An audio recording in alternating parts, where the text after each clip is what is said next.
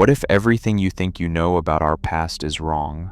What if history as we know it has been completely rewritten to hide a forgotten global empire, an advanced civilization with technology that could rival our own, until it was wiped from the face of the earth, erased from our books, and buried right under our feet in the Great Reset? We're told our recent ancestors built the magnificent world we see in old photos, but what if they were just inheritors? What if they simply found what was left? This is the story of the world before. This is what life was supposedly like in the lost empire of Tartaria. Try to imagine a world without the borders we know today, a single, unified civilization connected by breathtaking architecture and clean, free energy. This is the world that proponents of the Tartarian Empire theory paint for us. It was not a primitive past, it was a golden age. Life in Tartaria, as the theory goes, was one of harmony and machines. Cities were not concrete jungles but magnificent works of art. A core tenet of the theory is that buildings were more than just shelters. They were functional machines. Grand cathedrals with soaring spires were not just for worship, they were supposedly power plants, gathering atmospheric energy and distributing it wirelessly. There were no power lines, no polluting factories, just clean, abundant, and free energy for all. It is a fascinating idea, but it is a claim that lacks any scientific or historical evidence. The theory also speculates that society and even people themselves were different, perhaps giants, which would explain the massive doorways and high ceilings in surviving old-world buildings. It is suggested they understood sciences we now consider fringe, like harmonics and resonance, building structures in tune with the earth. This was not a civilization confined to one continent. Proponents say it was global. From Asia to America, from Europe to Australia, the architectural signature of Tartaria is said to be everywhere. The same ornate Greco-Roman and Beaux-Arts style buildings appear across the globe long before the internet. The official narrative points to shared architectural trends, but the Tartarian theory offers a more radical explanation. They were not copying each other.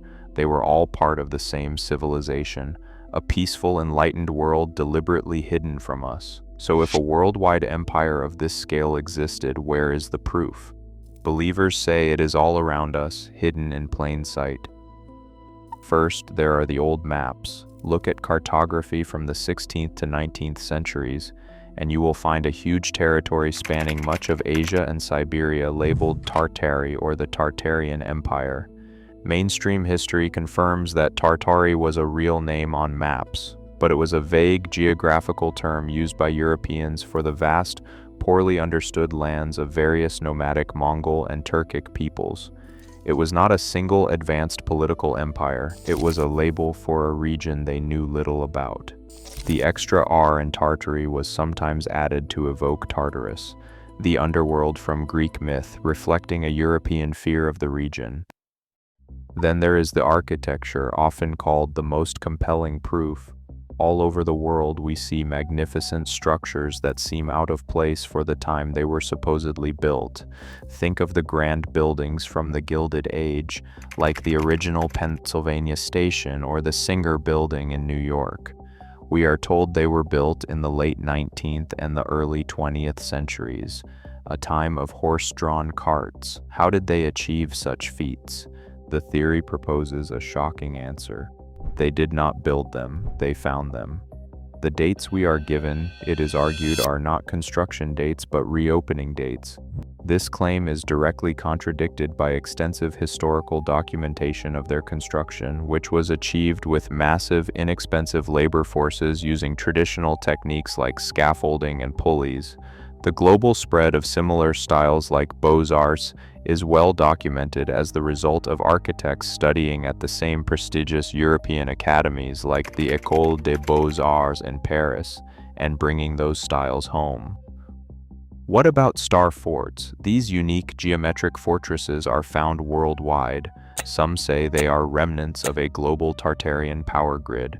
However, military historians have documented that the Star Fort, also called the Bastion Fort, was a revolutionary defensive design that originated in Italy in the 15th century to counter cannon fire, and then spread across the world as military knowledge evolved. Finally, the theory claims that elements like metal spires and copper domes were antiquitech, part of a system for harnessing free atmospheric electricity. Again, while it is an exciting idea, there is no scientific basis for these claims. If you are starting to look at the old buildings in your own town a little differently, subscribe. We are just getting started on this journey down the rabbit hole. If this advanced civilization existed, where did it go? This is where the theory takes its darkest turn into a cataclysmic event called the Great Reset, starting with the mud flood. Proponents claim that sometime in the 19th century, a massive worldwide deluge of mud and liquefaction buried entire cities up to their second stories or even third stories. The evidence, they say, is right under our noses. In many old cities, you can find buildings with windows oddly level with the sidewalk and grand doors that are half buried. Why would anyone design a building with windows opening onto dirt? They would not, the theory says. The world we walk on today was built on top of the old one. Old photographs that show streets caked in mud are offered as further evidence of a coordinated cleanup. But geologists have found no proof of a single global mud cataclysm in the 19th century. The so-called buried windows have a much more ordinary explanation: rising street levels. As cities such as Chicago grew, they deliberately raised street levels to install modern sewers and other infrastructure, lifting the city out of swampy ground. Buildings were not buried by a cataclysm, the city simply grew up around them. After this supposed cataclysm came the cover-up. The theory posits that a new elite rose to power, systematically erasing all knowledge of Tartaria and its free energy. History was rewritten, and the surviving structures were either demolished or repurposed.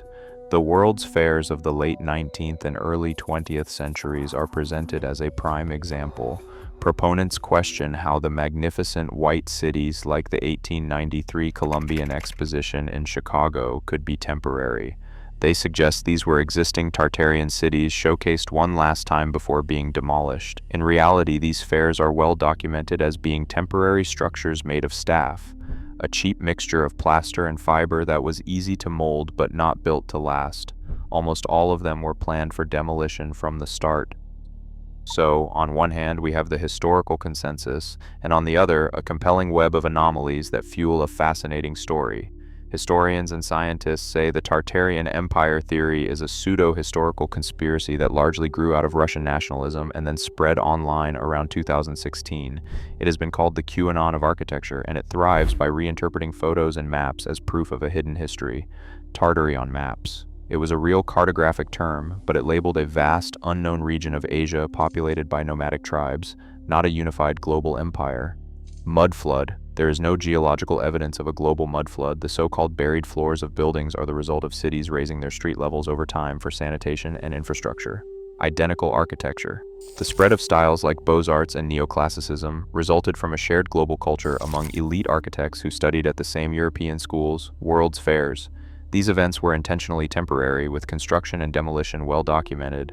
The buildings were made of non-durable materials designed to look grand for a short time.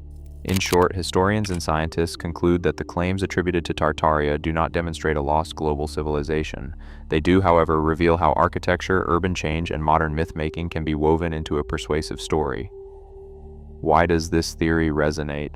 With clear historical explanations available, why is the Tartarian Empire theory more popular than ever? The answer might have less to do with the evidence itself and more with what the theory offers: a deep and growing distrust of official narratives. It speaks to a feeling that the modern world is lacking, that we have lost something beautiful and profound. The theory presents a romantic past of magnificent architecture and clean energy contrasted with a present of concrete blocks and environmental decay. Tartaria is a story of a lost utopia, suggesting humanity was once greater and more in harmony with the planet.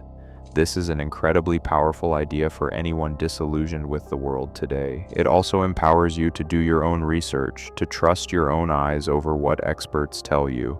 When you see an old building and feel it is too grand for its official story, The theory validates that feeling. It tells you you are right to be suspicious that you have found a secret. It turns a walk through a city into a historical detective story, where every buried window is a clue. So, what are we left with? On one side, a historical consensus built on documented evidence. On the other, a tantalizing narrative of a lost empire, a great cataclysm, and a monumental cover-up.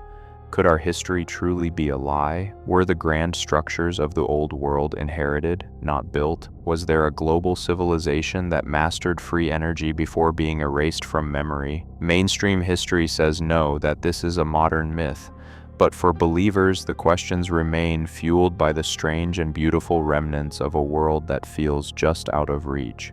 Perhaps the truth is not as simple as either side presents, but one thing is certain. The story of the Tartarian Empire forces us to look at the world around us with new eyes and to question what we have been told. And maybe that is the point. The past may not be what we think it is, and the clues to a different story might just be waiting right beneath our feet. What do you think? Is Tartaria a fascinating work of fiction, or is there fire behind all this smoke? Let me know in the comments. And if you want to keep questioning the official story with me, make sure you are subscribed. The journey into our hidden history is far from over,